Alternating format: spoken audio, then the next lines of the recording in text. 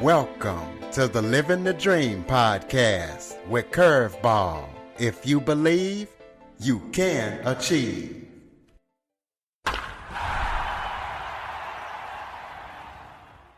Welcome to the Living the Dream with Curveball podcast, a show where I interview guests that teach, motivate, and inspire.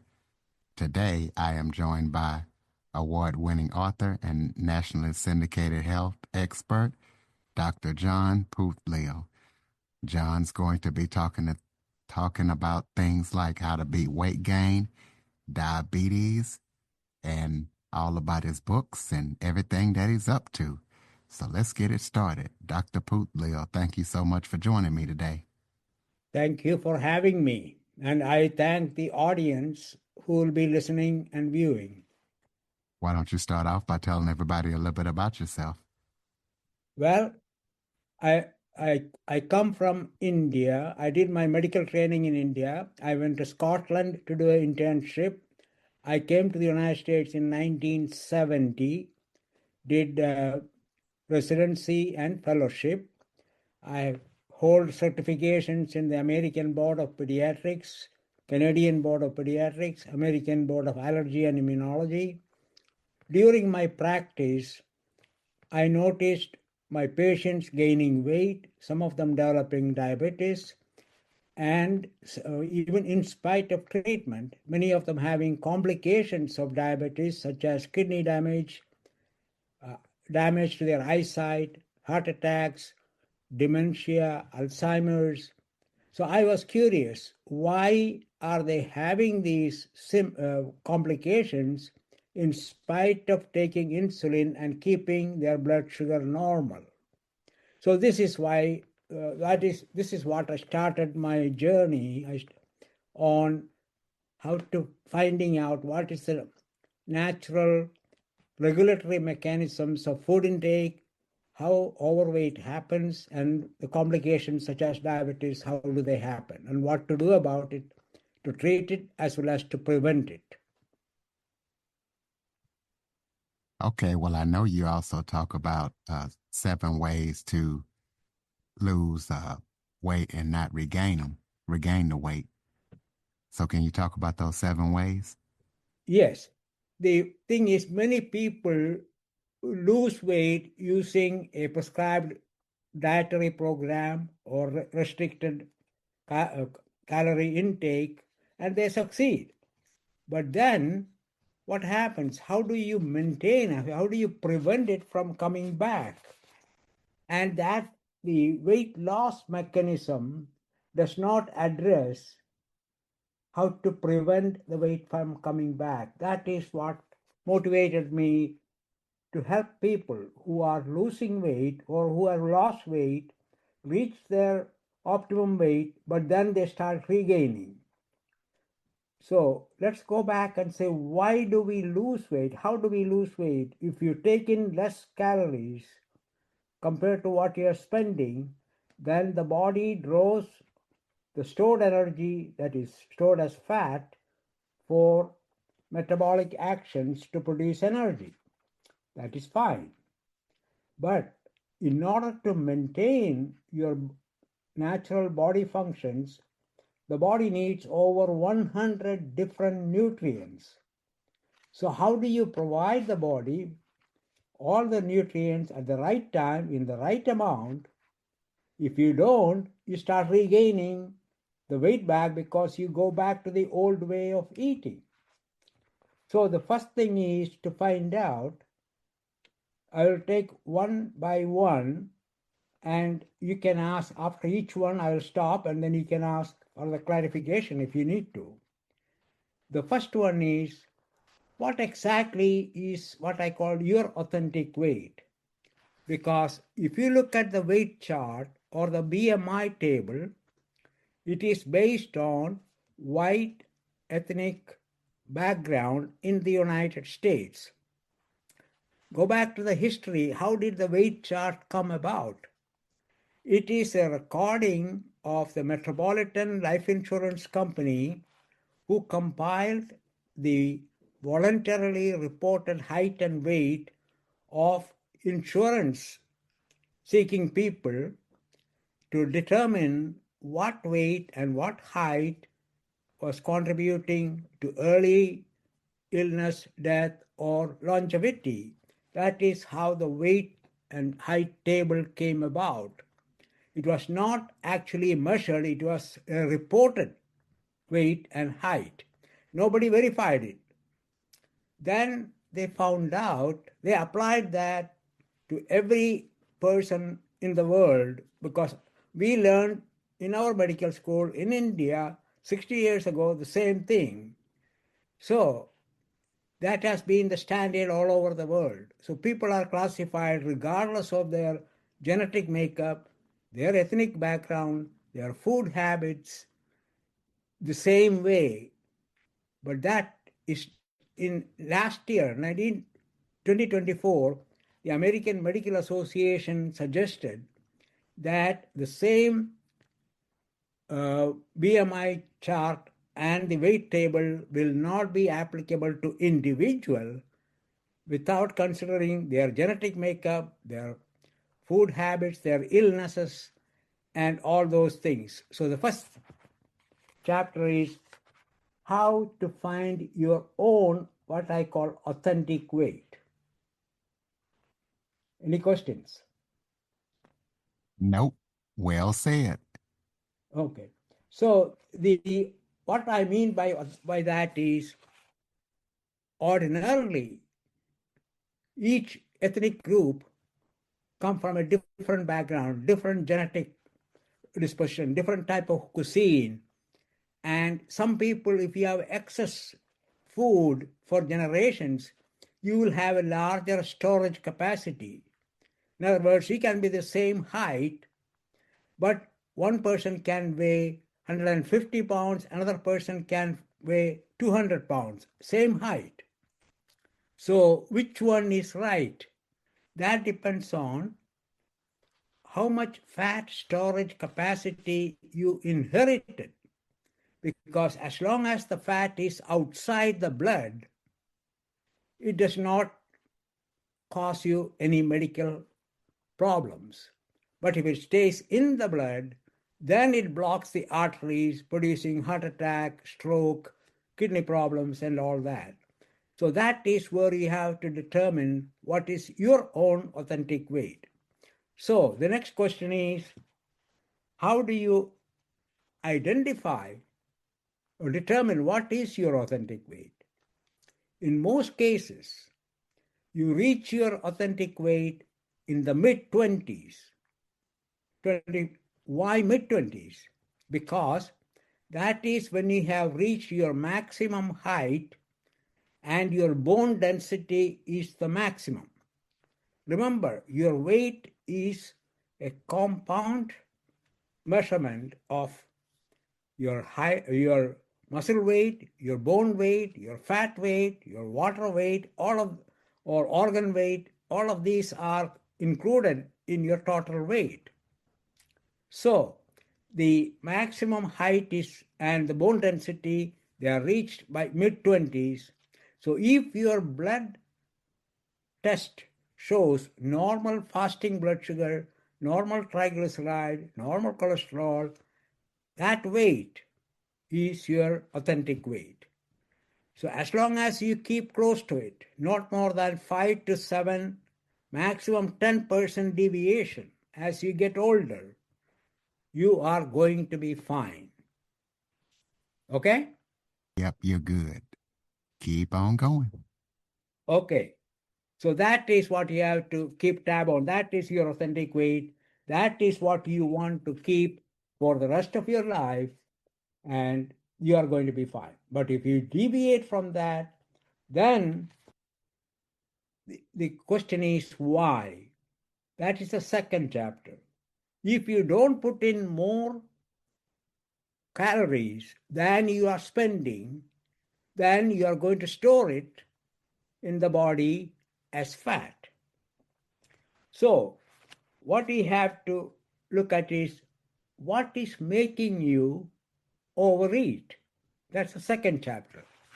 Unless you identify your own reasons, The reason that you eat excess, you cannot correct it. Yes, you can lose weight by reducing the amount of calories you take in, but in order to maintain it, you have to match it.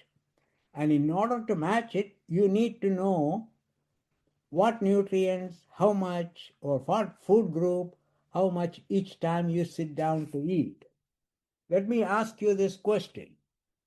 Can you tell me when you are going to feel hungry next? Can you? Nope. Okay. How does the brain know when to create the sensation of hunger? See, your body is using nutrients 24/7, every minute. Yet you are not hungry all the time. It comes from time to time. How does the brain know? Right? Absolutely. It's amazing how the brain can tell you when you're hungry. Right. So look, the best example is look at a toddler, a child, 2 to 6 years of age. Grandma makes so many things to feed the child. The child will come and eat only when he or she is hungry. Not because grandma made it, but because the child is hungry. What do adults do? If somebody offers food, it doesn't matter whether you're hungry or not. You will eat it just to taste it or to please the host. Secondly, the child will pick and choose what he or she wants. Grandma make 10 things, the child may take 3 or 4. The next time, grandma make more of the 3 or 4 the child enjoyed, but the child may not even touch it. You take something else. So, what do we do? If somebody makes it, oh, I have to taste it because the host took so much trouble, or it is an all you can eat buffet. I need to try everything to get my money's worth, right? Is Absolutely. okay. The third thing is when the child is satisfied, the child could care less how much is left on the plate. Whereas an adult, once you put it on the plate, you don't want to waste it. You would rather put it on your waste rather than put it in the waste basket, right? What? Especially if it's something good. Right. So one time I was counseling 10 white American adults about their weight loss. And I asked them the same question, what makes you, clean up the plate? Oh, that is how our parents taught us. I said, why? Because there were starving children in India and Africa and China. So you have to finish what you are eating. Don't waste the food. So I said, now I grew up in India. Some days I didn't feel hungry. Now I know why. I said, they asked why. Because you were all eating for me. So that does not make sense. You have to, you don't have to eat, clean your plate just because somebody else is hungry. But so the best way is put smaller quantities, enjoy them, and then if you need more, you go and take some more. So that is what I in the second chapter. Any questions? Yeah, and you can kind of talk about this as you go along, but while you're discussing this, discuss misleading food labels and how can you decode them? Like if you're trying to eat healthy or you're trying to avoid certain things. Okay. That's the third chapter. Pay attention to your signals of hunger and satiation. So when somebody offers the food, the first question is, am I hungry? Or am I eating because I'm conditioned, because I know this food is tasty because of my previous encounter with this food? I enjoyed it, so I am sure to enjoy it right now, whether I'm hungry or not. So the first question is, am I really hungry? or am I eating because I want to enjoy the taste of food? What's called the conditioned aspect. You drink alcohol because you get conditioned to it. You are habituated to it. You put too much salt because that is what you have enjoyed it before. So it is strictly for enjoyment, which is what is called the dopamine effect. That is there in the body to help you locate or take food that is immediately needed for function. So the first question is, am I truly hungry? If you are hungry, then you start, how do you know whether you are truly hungry or not? The first thing is, when you put that food in the mouth, that first bite tastes so good. If you are not hungry, the intensity of enjoyment will not be as much as you will have when you are hungry. After a few minutes, your enjoyment, the intensity of enjoyment start going down. That is the time you have to reconsider, reevaluate. Do I still need it? If you are not sure, take a sip of water and then try it again. Why? Let me ask you this question. Before, when can you predict when you are going to be thirsty the next time? Let's take a quick break. Okay, everybody, it's Michael E. Cullen II. And I'm Sesame and Carta from the All Too Real 2 podcast. We're passionate about movies, TV, and pretty much all things pop culture. Dive into the chaos of failed sitcoms, direct-to-video sequels, and the quirky realms of cinema and TV. Join us every Thursday for your dose of All Too Real 2 entertainment. We'll guide you through debates like whether Howard the Duck qualifies as a superhero. Ponder if Larry the Cable Guy could be the new Rock or Schwarzenegger. Discover if some shows and movies should have stayed in the cutting room. Ever heard of a sitcom featuring that dictator with the funny mustache? Well, we watched it. We're dedicated to unraveling the peculiarities of pop culture, sometimes with awesome guests. So, if you're into the eccentric world of pop culture, listen and subscribe to All Too Real 2. Available wherever you find podcasts and on Age of Radio.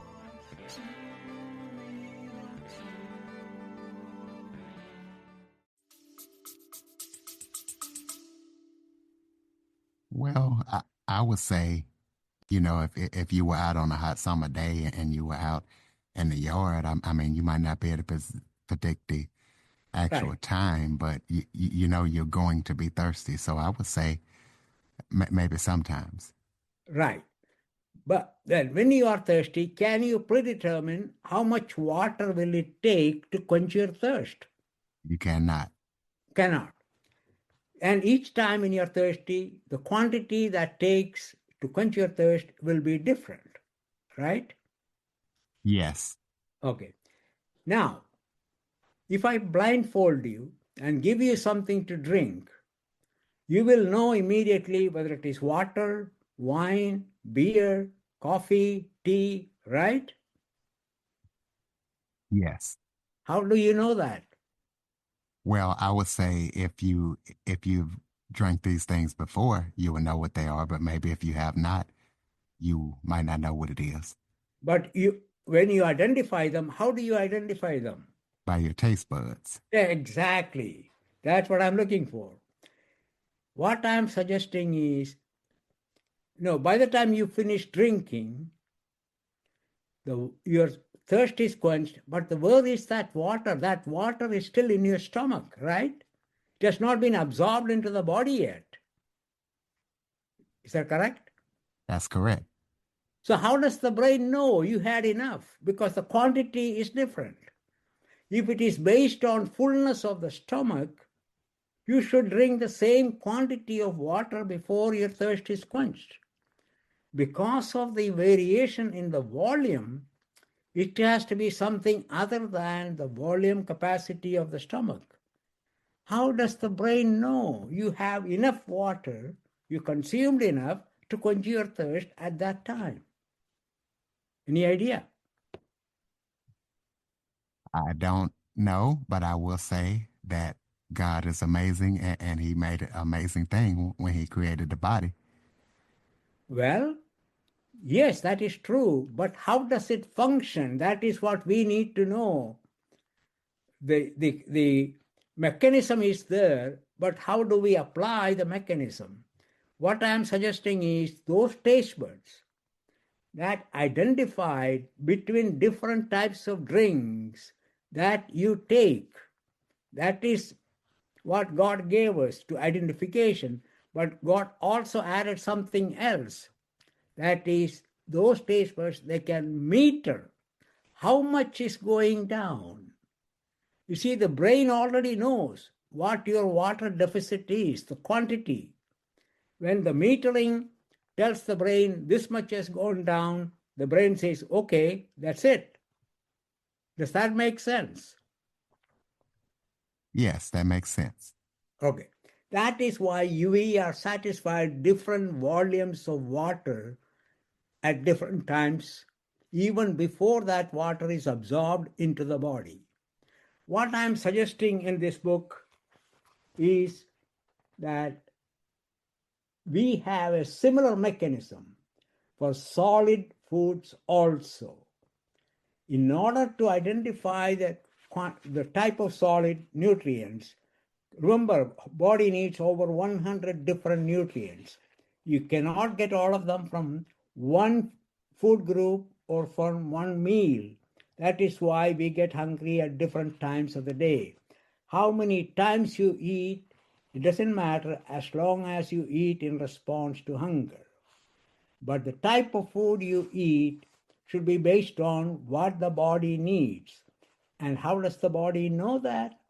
That is, when you chew the food, it releases nutrients that the taste buds and mouth receptors can identify and report to the brain.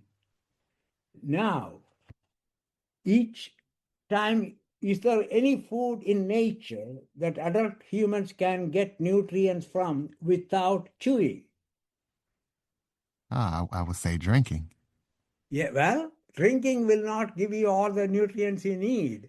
So you have to chew. Why did nature pack every nutrient human body needs in containers that require chewing? Because chewing causes release of nutrients at a rate where the receptors can pick up and report to the brain how much is going down, not only what nutrient is going down. What is happening is, in the modern age, the foods that we eat require practically no chewing. How much can you chew rice? How much can you chew pasta, bread, cake, cupcake? So what happens when you stop chewing? You swallow. So eating foods that require less, and nowadays some people blend the food, puree the food. How much do you chew? You don't. So you just keep going down as if you're vacuuming it into the stomach. That is why you end up overeating, because you are not paying attention to the signals of hunger and satiation. That is the third. Any questions? Nope, no questions. Okay.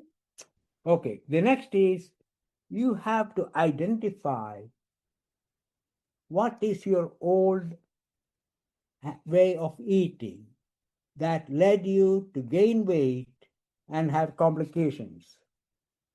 So, the simple thing is, if you go to do grocery shopping when you are hungry, you are likely to buy more things because everything looks appealing. And if the shop provides free samples, you are going to eat it at that time because you are hungry. So you have to go back and look at what made you buy more food, prepare more food, Eat more food. It may be family setting, it may be the environment, it may be the habit of celebrations. Oh, if it is an anniversary, yes, you have to do it. If it is uh, a birthday, you have to participate. So if it is a religious ceremony, you have to do this. So there are customs, there are behavior patterns based on society, your ethnicity, your background, your celebrations. You don't need a reason just to get together, have a good time. And what do? Food is the central theme. And that is what is happening that cause excess intake and weight gain. So you have to analyze each one. When you go shopping, don't go shopping on an empty stomach or when you're hungry. Make a list of exactly what you need. Don't buy on impulse or by visual, because the vendors, the people who want to sell, they make it so attractive in the box or in the display case, and you're tempted to buy it, whether you need it or not. And then they'll do something else that you don't know. That is, they make the taste of the food so enjoyable by adding more salt, more sugar, more fat. You take one bite and you're hooked. You have to have it. There are some advertisements that you cannot take this just by one. You have to keep on eating. And once you develop that habit, then you are stuck. And you associate eating with certain activities. Watching a ball game, you have to have your popcorn. Watching a movie, you have to have your popcorn or something else. You eat. The problem here is human brain can concentrate only one thing at a time. For example, if you are listening and concentrating to what I'm saying, and if somebody else starts talking, you have to choose. Or you cannot do a math at the same time when you are talking to somebody else. You have to choose one or the other. So if you are watching something and if you are eating, the visual signals take precedence over the taste signals. So you won't even know what you're eating. You won't even know how much you're eating. You will know only when your plate is empty. Because, secondly, when you go for an all-you-can-eat buffet, there are 100 items. How would you choose? How many would you choose, Mr. Jackson? As many of the items as I like and that I enjoy. Okay, how many? Give me an exact and a number. How many? Just out of curiosity. I would say 3. 3? Yes. Most people would say between 3 and 6. Based on what? For me, it would be based on what I enjoy. Like if they have chicken, steak, and let's say mashed potatoes, well, I really like those, so I'm going to choose those. Right. So let's say we go for lunch. You took those 3 items based on your previous experience and expectation of what they will give you, the enjoyment. Suppose we go back to the same buffet for supper. Will you take exactly the same 3 things? Maybe not. I might try Okay. some different things. Most people would say they will take something different. Why? If you enjoyed it for lunch, why can't you enjoy it for supper? Well, I guess I can say I can eat fried chicken and fish all the time. So if they got that, I might choose the same thing. You might do it for a day or two, but on the third day, you will get tired of that. Why?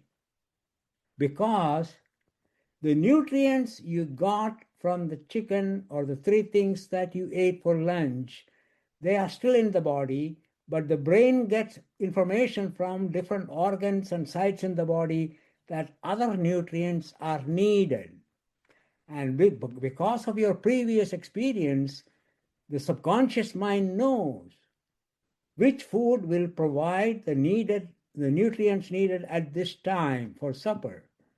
So it sent a message to the conscious part of the brain. Oh, the other one looks more appealing for supper compared to lunch. The other one is better than chicken, and you choose those. So this is how you listen to your own brain and make a decision rather than what you are used to, what you are conditioned with. So that is how you break your old eating habits and go on to a new one to help your body bring in the nutrients that your body needs so that you will not overeat something. Does that make sense? Yes, sir, it does. Okay. So the next one is reduce the consumption of grain-based carbohydrates. Okay. Let me give you the reasoning behind that. The agricultural revolution happened about 60 years ago. 15 to 20 years after that, we started having the obesity epidemic. 10 years after that, we started the diabetic epidemic. Now we are in the cancer epidemic. And the next is going to be dementia and Alzheimer's. The incidence of these are increasing as the time I mentioned. The question is why? Every government in the world subsidized grain farming so that they can feed the maximum number of people in each country. The result is grain-based foods became the cheapest food available. So all the marketing companies, food marketing companies, they could make cheaper versions of food plates using grains and grain flours. The Industrial Revolution made milling and refining much more simple. So there were different types of flour from different grains that chefs all over the world now use to make very attractive dishes. Now, let me ask you this question. If I give you plain boiled rice, can you enjoy it by itself? I can, but I like butter in mine. Correct. So, what you're enjoying is the butter or what you add to the rice, the sauce, or something else than the rice. Why can't we enjoy rice? You I know think why? I think you can. I just think people are used to having it with gravy or something like that. Right. Very few people can enjoy rice by itself. You may take 1 or 2 tablespoons, but after that, there's no taste. The reason is the grains contain complex carbohydrate. Each molecule of a complex carbohydrate can have up to 200,000 molecules of glucose. It is pure glucose attached one to the other, and we don't have a taste receptor to receive the complex carbohydrate. We have a receptor to detect simple sugars, glucose, fructose, maltose, lactose, such as cane sugar, fruit sugar, then that kind of honey, fructose, that kind of sugars, but not the complex carbohydrate. Unless it is digested in the mouth, and then it releases two maltose, which is two glucose molecules together, and that the taste buds, the sweet sensing taste buds can detect. So when you don't enjoy it, it gives you the feeling of bulk, the fullness, the mouth feel, and the enjoyment comes from what you add to the rice, and you just keep eating because there's no chewing involved. So you just keep swallowing, you tend to eat more than what you need. In my way of thinking, grains were never meant for humans. Otherwise, we would have had beaks to pick them up and the ability to digest the chaff. We don't. But with the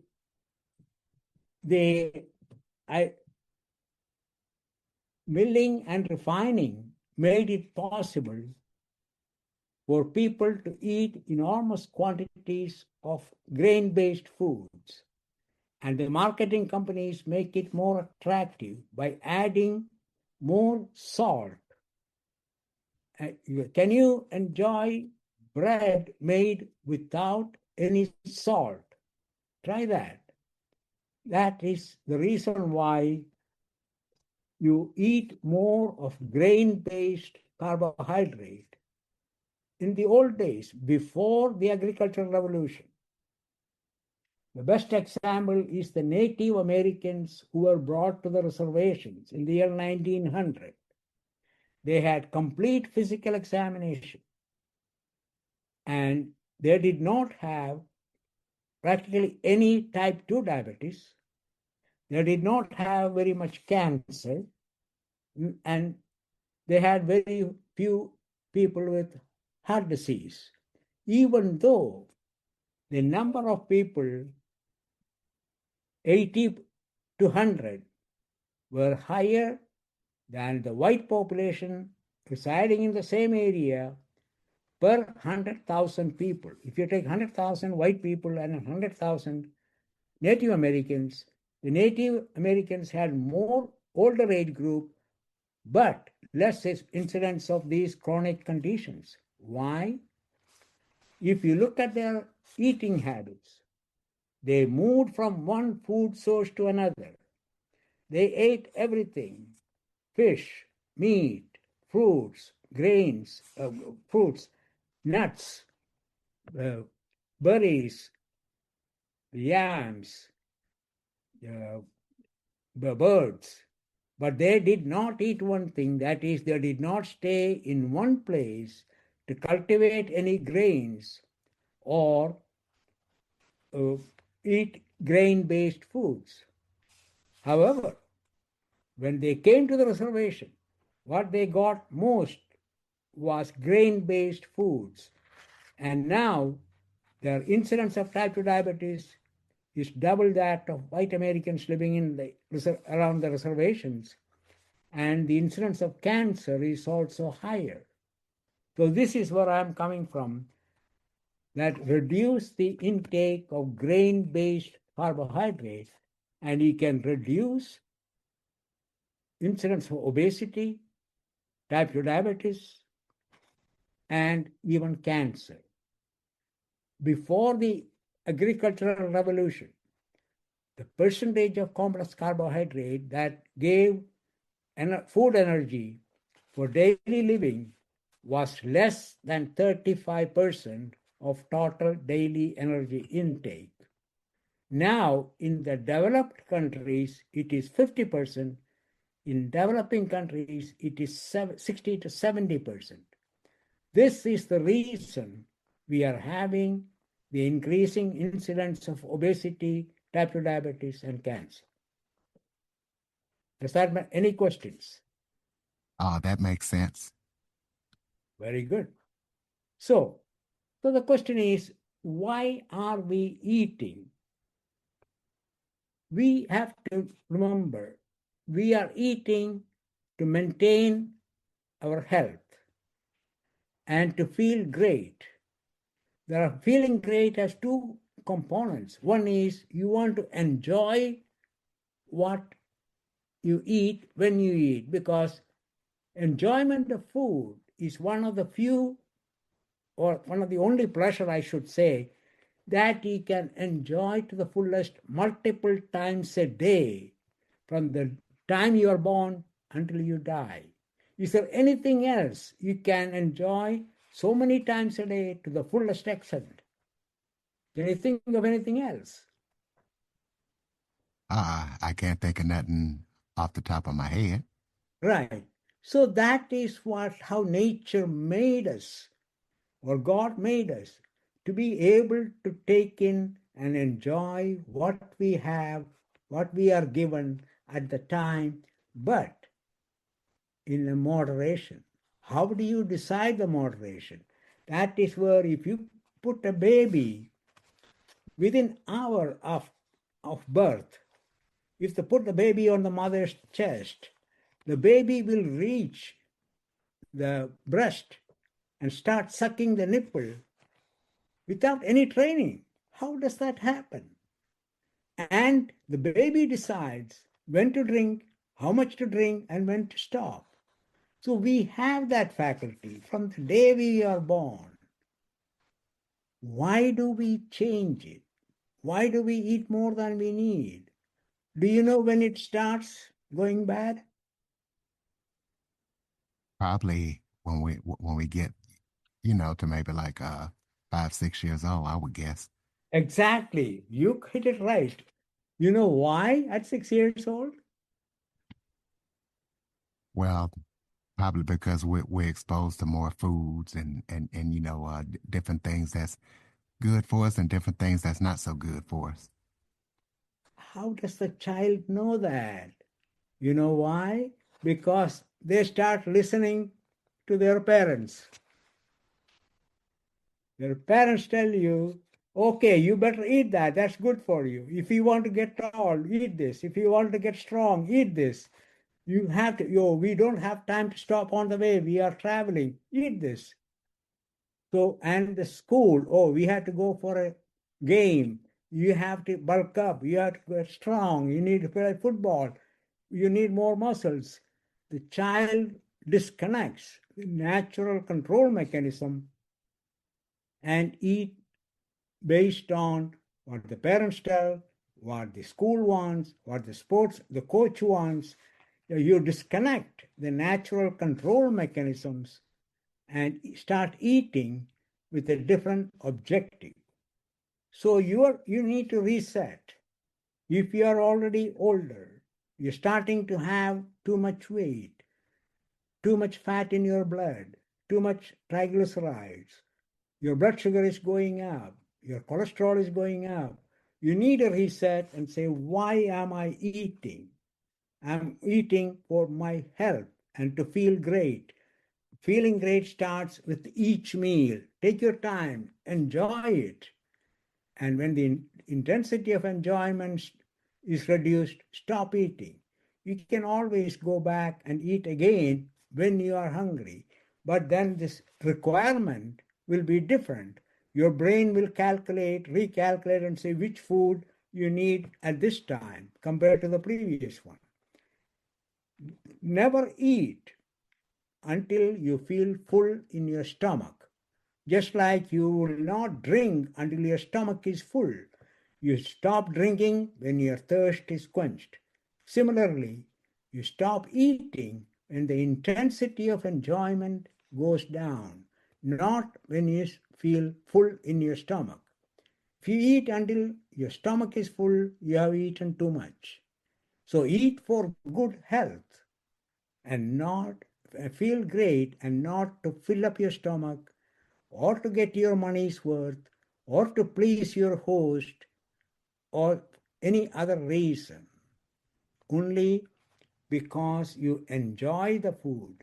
And when the degree of enjoyment is reduced, you stop eating. Any questions? Nope, I don't have any questions, but we have about 10 minutes left. Okay, that's about the right time. Now, the seventh step, we have already discussed 6 steps. The seventh is, what is the value of exercise? Every time you go to a doctor, say, oh, doc, I'm gaining weight. He said, oh, diet and exercise. Okay. How much time, how long can you exercise and how much energy can you spend? Are you in the habit of exercising, Mr. Jackson? Well, my job makes me exercise as a vendor. I do a lot of lifting and a lot of walking and stuff like that. Good for you. But how many people uh, will go and do that or do daily exercise? And if somebody does, let's say, 1 hour of exercise every day, how many calories do you think they spend during that 1 hour? I would say just depends on what you're doing. Right, approximately, average. Maybe 300, 400. 3 to 400. Good. You know how many calories are in 1 pound of fat? Probably double that. No, 10 times that, 3,500 calories. Wow. So, how many hours of exercise will it take to lose 1 pound of weight? See, this is the problem. It is exercise is never meant for weight control. Exercise, the value of exercise to condition your heart, condition your lungs, and condition your muscles, not for weight. It will never happen. Secondly, most of the weight gain happens after age 35 because by that time your energy expenditure start going down.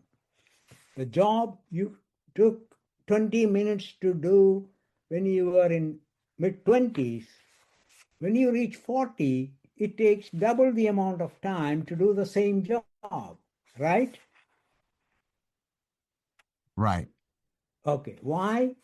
Because your muscles are getting weaker. Why? Because your hormones that support the muscles, there's not enough hormones. They're going down.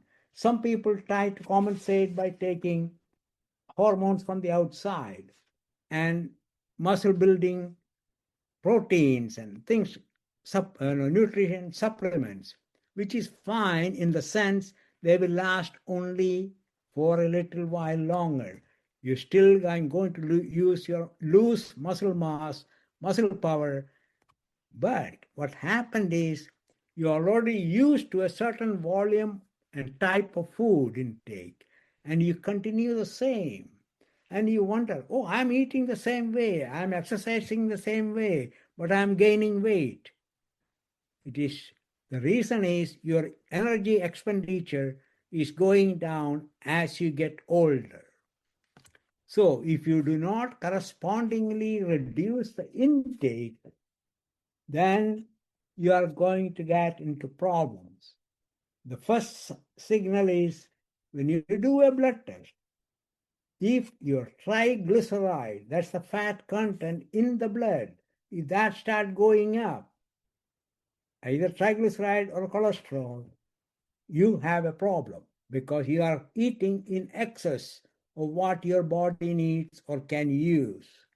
So that is what you have to think about, and that should come from reduced intake, not trying to outspend by exercise. Yes, you need exercise regardless of your weight, but don't depend on exercise to lose weight.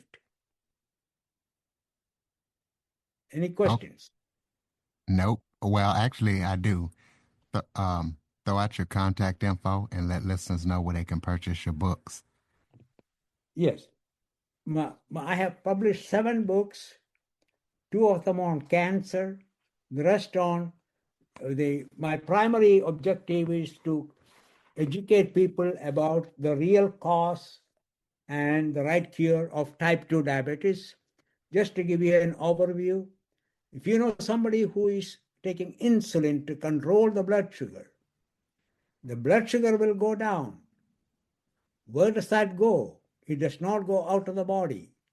The insulin prompts the liver to convert that glucose into fat. So if you measure the sugar, it is low, but it is the fat that blocks the arteries and produce the complications of kidney damage, vision damage, heart, lung, heart, and brain problems. So don't go and fall for buying a monitor just because you know the value. That doesn't help you unless you reduce the intake, and most of it comes from complex carb. And how to do that is what I explain in my book, Diabetes, the Real Cause and the Right Cure. So these are the two that I concentrate on, beat the unwanted weight gain that we discussed right now. But the important thing is the incidence of type 2 diabetes is increasing all over the world, primarily because of the increased intake of complex carb. And in type 1 diabetes, insulin is necessary for living. Without insulin, they will die. Whereas in type 2, the problem is excess intake of complex carb from grain-based foods. It is an oversupply problem, not underutilization of glucose. So the treatment has to be different. It is not insulin, it is reduced intake of complex carb. So these are the two that I'm pushing right now, because I'm not selling anything. I don't supplement, except information. You have to take ownership of your own health, your own well-being. Try to moderate your weight gain.